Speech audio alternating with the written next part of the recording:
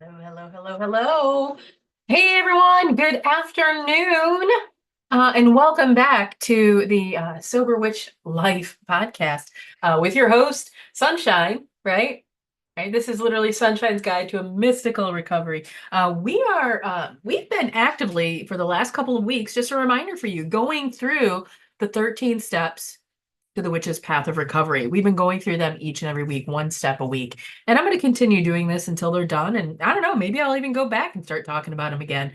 We'll see. um, we are on, we're a little over halfway through. And so, as always, I'm going to start off with a little bit of story time. And I may have shared this in some regard or some fashion before, but I think it's important to kind of know a little bit of this backstory. When I first truly stepped onto the road to recovery, in 2019, I leveraged AA, right? I had already relapsed a couple of times that year. And finally, when I kind of hit this rock bottom, um, I knew at that point that I wasn't going to be able to do this on my own anymore. I really did. And I stepped into AA. My partner at that particular time asked me to, as a condition of us continuing to work on the relationship, because I did some real shitty things to him in my rock bottom. And so I did. I leveraged AA. And, even though I didn't fit in, I always felt, I feel awkward, strange, and weird in most environments. But even though I didn't fit in, right, a witch in the middle of a spiritual program that has a heavily lean towards Christianity, I made the best of it. I was grateful that the folks in my hometown here were much more accepting of other spiritual paths, right? The push for Christianity was kept to a minimum because we had a very high Muslim population. So they really couldn't talk one way or another, right? They couldn't refer to God and Allah and get into like a debate about it. They were much more focused on the spiritual aspect of it, right? Uh, and I continued moving further into it. I started going to some step meetings. I would sit at the step table every now and again. I really gave my all. I jumped in with 2 feet. I wanted to let go of alcohol. I didn't want to have it in my life anymore. I wanted to be in recovery. I really did. And initially, I really struggled to find a sponsor. I think I asked 4 people. I've talked about this on another show. I know another episode. I know that, but I asked 4 people before one of them finally asked one of their mentees to sponsor me. Different story for a different time.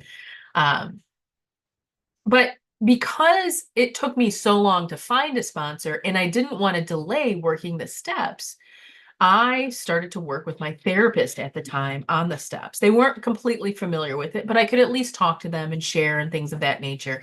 So when it got to the point that, the steps said, hey, talk to somebody else, that's who I talked to. It was my therapist.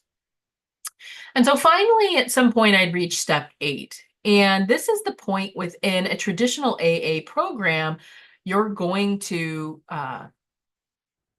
need to conduct an inventory, right? So I began to research and then asked some of the ladies in the fellowship, what can I do?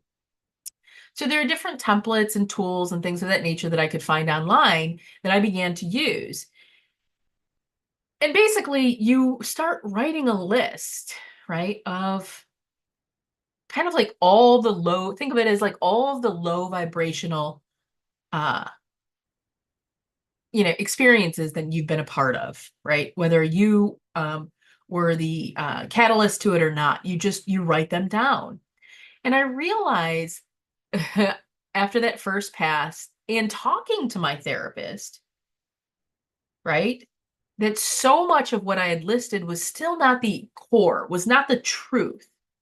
I would list out these people that I'd wronged or these situations where I had felt like I had caused pain or suffering.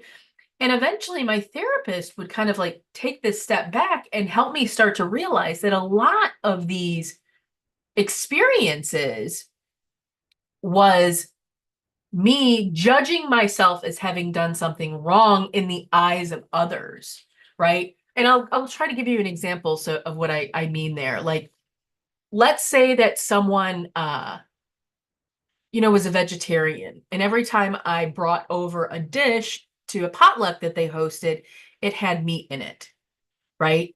And they would get really upset at it. And it would bother them a whole lot. And they would get very, angry and upset.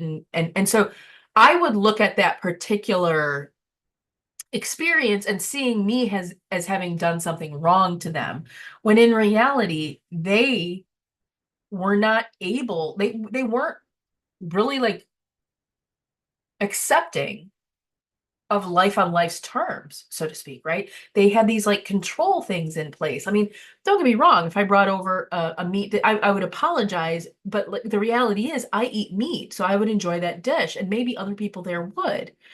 Right. And I know it's a little weird of an example, but it's one that came to mind. Right. So my therapist started pointing out, and I had all of these judgments where I believed I had done something wrong, when in reality, a lot of the time was I was betraying myself in the process. And that's a perfect example. I'm a meat eater, I eat meat.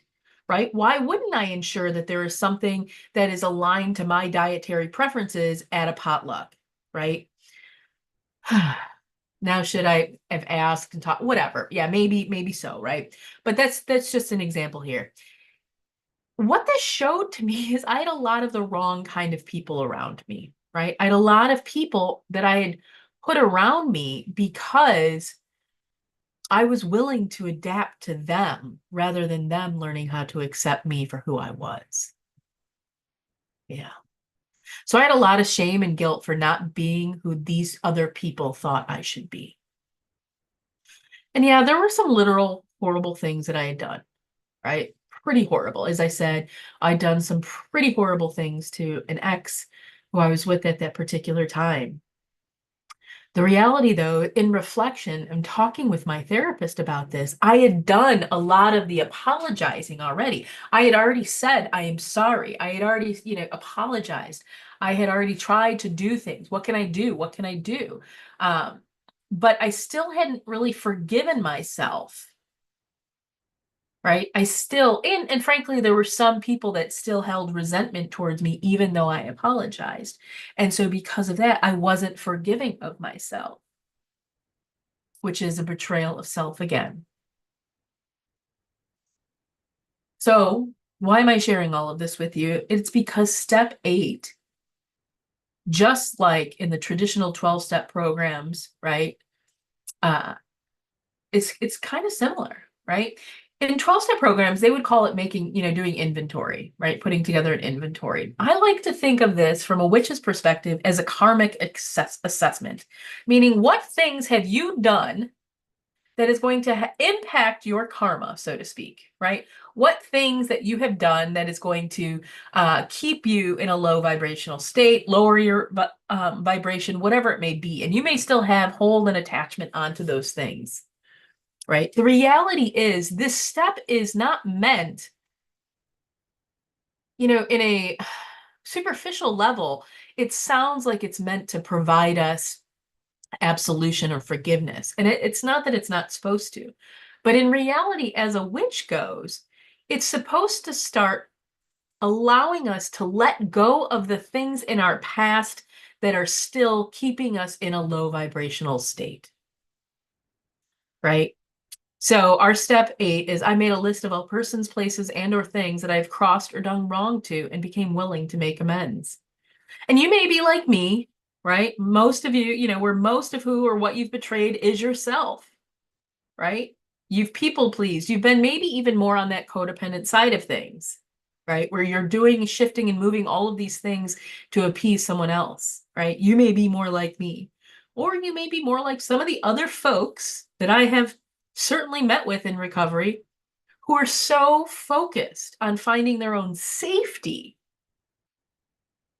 that no matter what, they wouldn't necessarily think twice about who they hurt or what relationship or what they may have destroyed along the way, right?